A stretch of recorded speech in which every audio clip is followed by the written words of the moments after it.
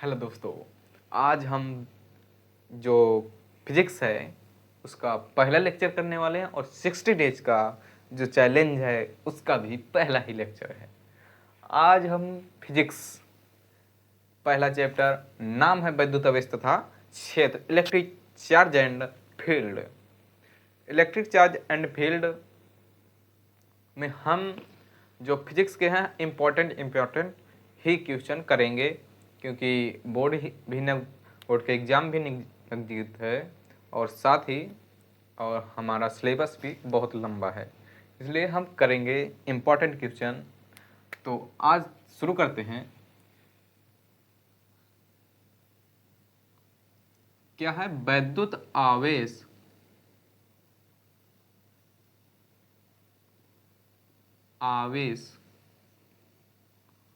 तथा क्षेत्र।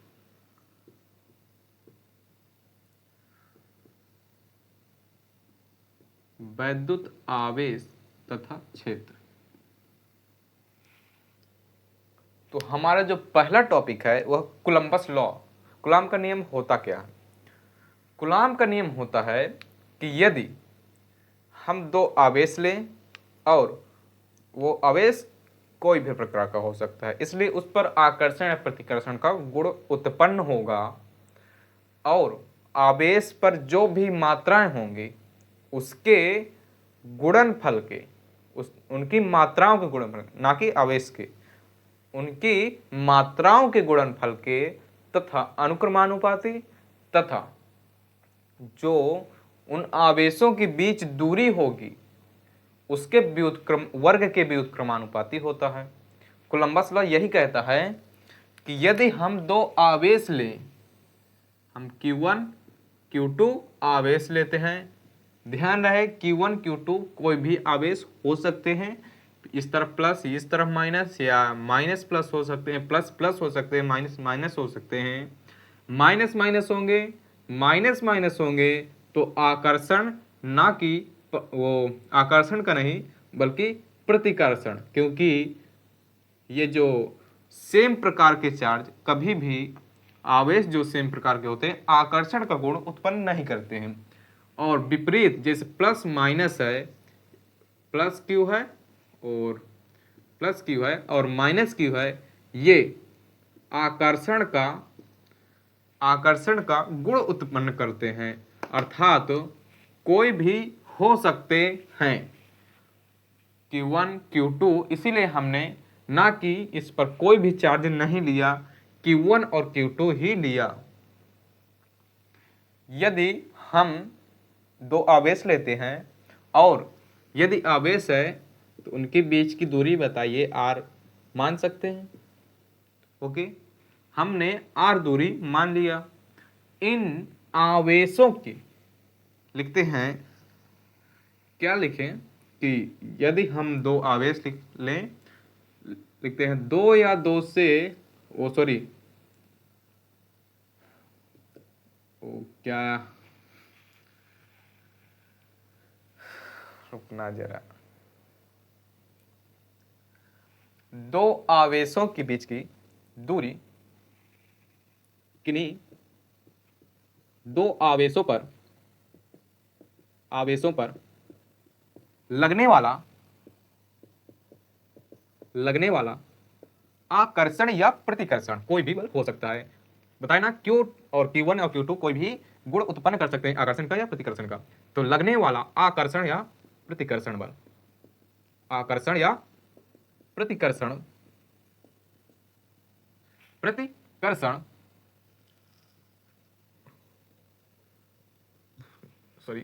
आकर्षण या प्रतिकर्षण बल,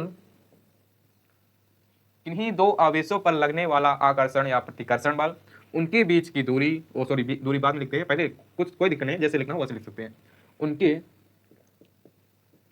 उन आवेशों के लिख सकते हैं, उन आवेशों की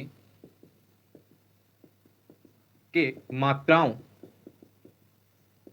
का अर्थात इनके मान जो होंगे, दोनों आवेशों की मात्राओं के गुणनफल के अनुक्रमानुपाती तथा इनकी बीच की दूरी यानी Q1 Q2 की बीच की दूरी, इनकी बीच की दूरी के वर्ग के, दूरी के वर्ग के, इसे नीचे बनाएंगे, वर्ग के व्युत क्रमानुपाती होता है, क्रमानुपाती होता है। क्या है? Q1 Q2 दो आवेश हैं और इनके बीच की दूरी r है। तो क्या परिभाषा कहती है कि किन्हीं दो आवेशों के बीच की दूरी, किन्हीं दो आवेशों पर लगने वाला आकर्षण या प्रतिकर्षण बल इनकी मात्राओं के गुणनफल के अनुक्रमानुपाती होता है। फर्स्ट समीकरण कर दो। तथा इनके बीच की दूरी के वर्ग के व्युत्क्रमानुपाती होता है। सेकंड समीकरण कर दो। समीकरण फर्स्ट एंड सेकंड को क्या करें? भाग दें, मतलब समीकरण फर्स्ट एंड सेकंड से, समीकरण फर्स्ट तुलना करने पर कह सकते हैं, फर्स्ट एंड सेकंड से क्या करें? एफ जो होगा डायरेक्टली प्रोपोर्शनल टू होगा Q1 Q2 के अपान r स्क्वायर हो जाएगा। ये जब डायरेक्टली प्रोपोर्शनल हटेगा तो एक कांस्टेंट k आएगा और Q1 Q2 जो होगा वो r स्क्वायर के होगा। f जो होगा वो k Q1 Q2 upon r square होगा। f k यहां पर लिखता हूं, जो k होता है 1/4 पाई एप्सिलॉन नॉट होता है। इसकी वैल्यू 9 × 10⁻⁹ होती है। इसकी जो वैल्यू होती है 9 × 10⁻⁹ होती है।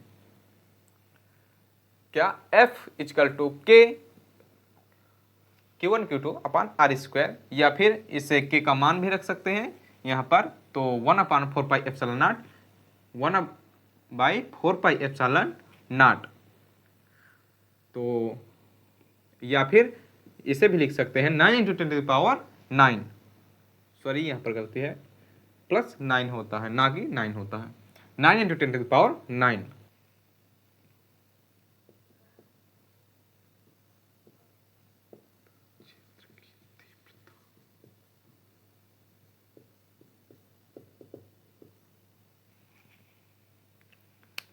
नेक्स्ट जो है वो क्या? वैद्युत क्षेत्र की तीव्रता। क्या होती है वैद्युत क्षेत्र की तीव्रता? वैद्युत क्षेत्र की तीव्रता होती है कि किसी धन परीक्षण आवेश पर लगने वाले बल के अनुपात को क्या कहते हैं? वैद्युत क्षेत्र की तीव्रता। किसी धन परीक्षण आवेश, क्या? धन परीक्षण अर्थात Q0, वो धन परीक्षण आवेश Q0 पर लगने वाले बल के अनुपात को क्या कहते हैं? वैद्युत क्षेत्र की तीव्रता, वैद्युत क्षेत्र की तीव्रता कहते हैं। क्या होता है कि किसी धन परीक्षण आवेश पर लगने वाले बल के अनुपात को क्या वैद्युत क्षेत्र की तीव्रता कहते हैं। जो E होता है वो F बल अपान Q0 धन परीक्षण आवेश होता है। इसका जो मात्रक होगा, मात्रक न्यूटन पर कूलम्ब होगा। इसकी जो बीमा होगी, बीमा क्या होगी? न्यूटन की mL/t-2 बीमा होती है, अपान कूलम्ब की क्या होती है? A/t होती है। तो इसकी बीमा होगी mL/t, ये ऊपर जाएगा माइनस में हो जाएगा तो -3A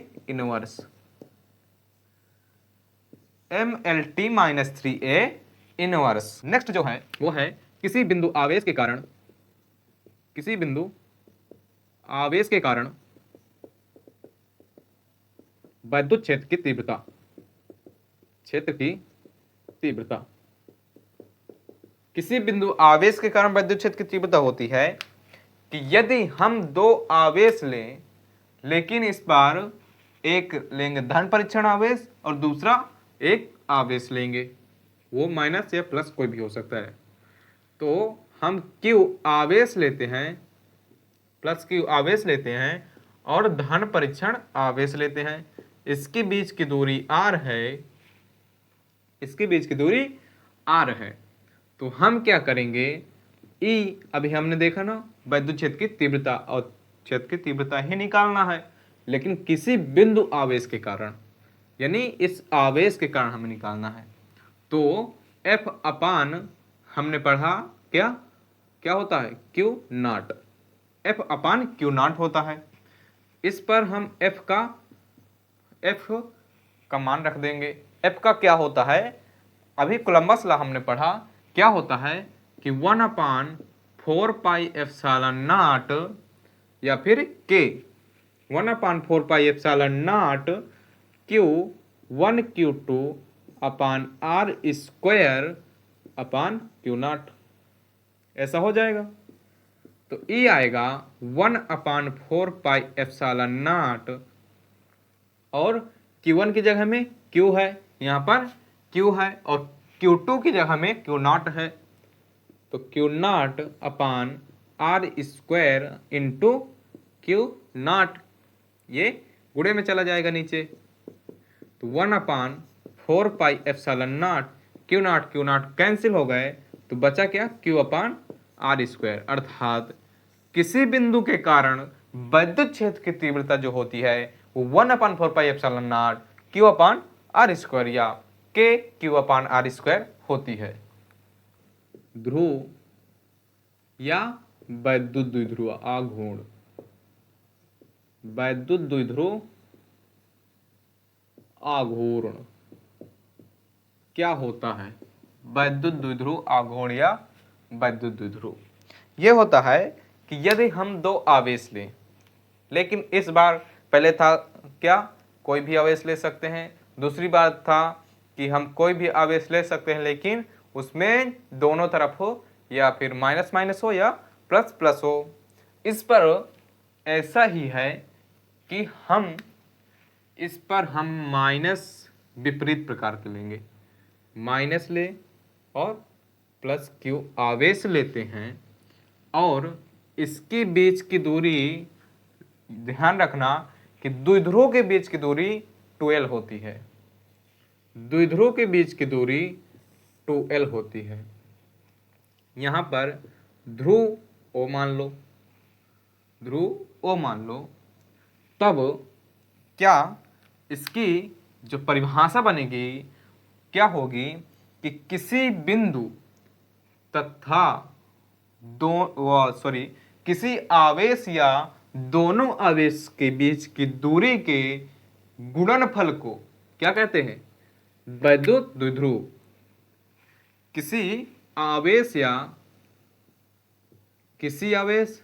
प्लस Q या माइनस Q, वो माइनस Q या प्लस Q कोई भी आवेश हो सकता है, किसी आवेश या उसके अर्थात दोनों आवेश, या साफ साफ लिख देते हैं, किसी आवेश या आवेशों की बीच की दूरी, आवेशों के बीच की दूरी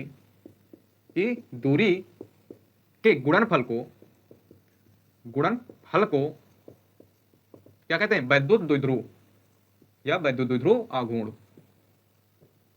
ओके, वैद्युत द्विध्रुव कहते हैं। तो जो परिभाषा बनेगी सूत्र जो बनेगा वो क्या होगा, वैद्युत द्विध्रुव को हम P से दर्शाते हैं और ये 2QL बन जाएगा, या फिर इसे लास्ट में लिखते हैं P=2 आवेश Q। ध्यान रहे यह माइनस है तो माइनस नहीं लिखा जाता, कभी भी यह प्लस है तो प्लस नहीं लिखा जाता, ये आवेश की बात हो रही है, किसी भी आवेश हो सकता है, इसलिए यहां पर Q ही होगा। Q इंटू बीच की दूरी 2l है, 2l तो क्या बना 2QL, यही होती है वैद्युत द्विध्रुव या वैद्युत द्विध्रुव आघूर्ण। ध्यान रहे ये इससे न्यूमेरिकल आते हैं छोटे छोटे जो 1 से 2 नंबर में आएंगे। ओके, अब है अच्छी स्थिति में और निरक्षी स्थिति में वैद्युत द्विध्रुव की स्थितियाँ जो हैं अच्छी और निरक्षी स्थिति में वो डेरिवेशन लंबे हैं थोड़ा, तो हम उसे अलग अलग लेक्चर में करेंगे और उसकी वीडियो आप तक पहुंच जाएगी जल्द ही। तो ये है वैद्युत द्विध्रुव या वैद्युत द्विध्रुव आघूर्ण तक ये हमारा लास्ट टॉपिक था। हालांकि लास्ट है वैद्युत द्विध्रुव की अच्छी स्थिति में और निरक्षी स्थिति में स्थिति निकालने का जो डेरिवेशन है उसे करेंगे।